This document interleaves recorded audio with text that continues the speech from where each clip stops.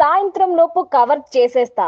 రహస్యాలు చెప్తానని మీరే చెప్పారు. ఇవి సీక్రెట్సా అన్నట్లుగా బిగ్ బాస్ మాట్లాడాడు. రహస్యాలంటే ఇంకా ఇవే ఉన్నాయి బిగ్ బాస్.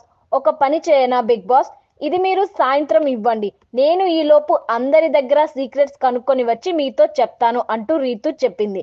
దీంతో సరే ఒకసారి ఆ ప్లేట్ ఓపెన్ చేసి గట్టిగా స్మెల్ చేయండి.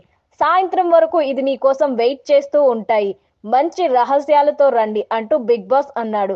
దీంతో బయటకొచ్చి రీతు అందరి దగ్గర సీక్రెట్స్ లాగాలని డిసైడ్ అయింది.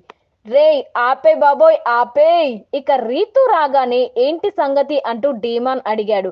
అది నిన్న ఏడ్చా కదరా, దాని గురించి పిలిచారు అని రీతు కవర్ చేసింది. చెప్పుకున్నావా నీ బాధ అని డీమాన్ అడిగితే చెప్పా. నా పవన్ శుద్ధపూస, వాడి వల్ల ఏడవలేదు, వాడు అది వాడు ఇది అని చెప్పా అంటూ పవన్ ని సరదాగా కొడుతూ చెప్పింది రీతు. బయటికి ఎవరు బ్యాడ్ గా వెళ్తున్నారో తెలీదు అంటూ డీమాన్ అడిగాడు. నేను అంటూ చెప్పింది రీతు. నో, నువ్వు అంత బ్యాడ్ ఏం కాదు అంటూ డీమాన్ సర్టిఫికెట్ ఇచ్చాడు. నాకు తెలుసు నేను బ్యాడ్ కాదని అంటూ రీతు అంది. నువ్వు వీక్ అయిపోతున్నావని అనిపించింది అని డీమాన్ అంటే, నేను స్ట్రాంగే కానీ నీకు అర్థం కావట్లేదు అంటూ రీతు అంది.